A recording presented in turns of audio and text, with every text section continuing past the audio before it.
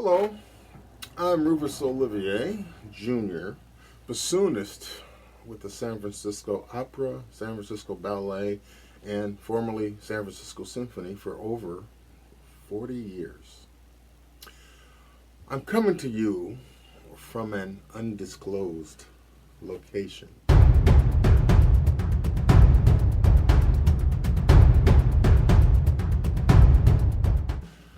You know, I'm often asked why I picked the bassoon.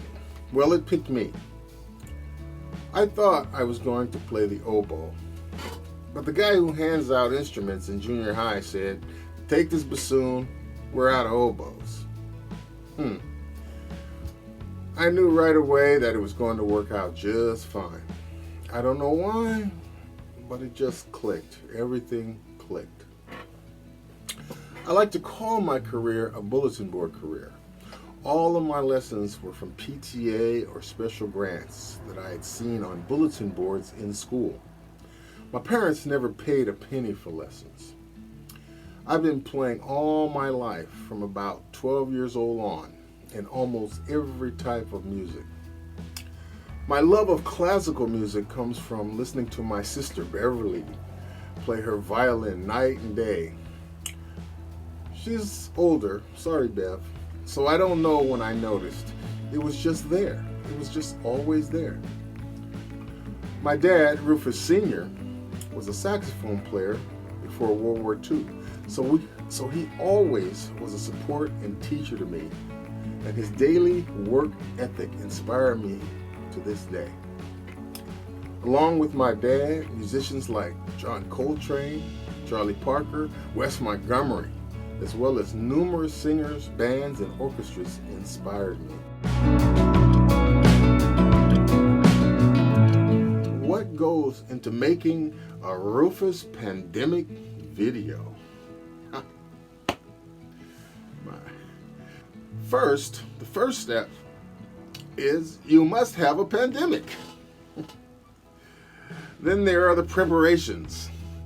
That starts at about 12 years old. Okay? Deciding what to play has some rules connected to it. The biggest rule is that there are no copyrights being violated, so most of the music is 100 years or older. I use a plain iPad with no external microphones. This is what the setup looks like. I hope someone's showing you a picture. And the most important thing to do is be yourself. Do what you do.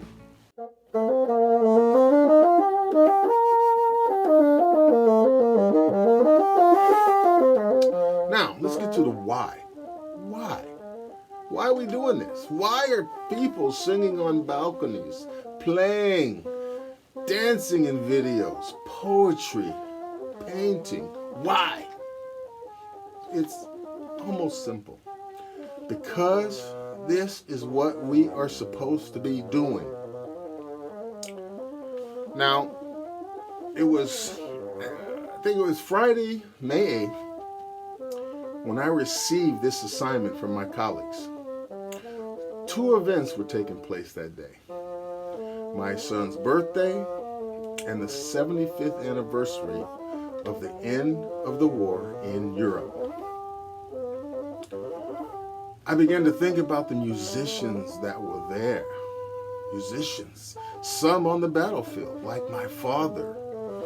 Some trying to soothe others in hospitals full of soldiers.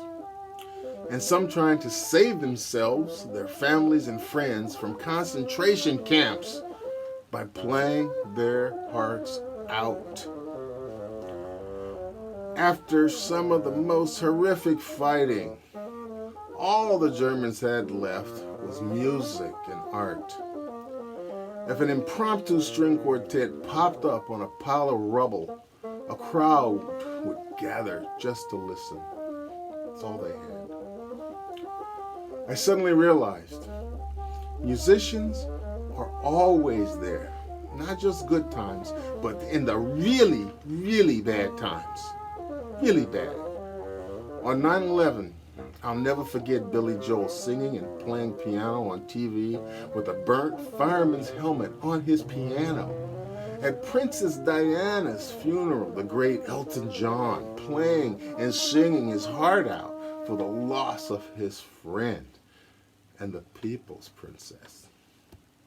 And I will never, ever forget the string quartet that went down with the Titanic, playing to help soothe passengers on that cold, awful night.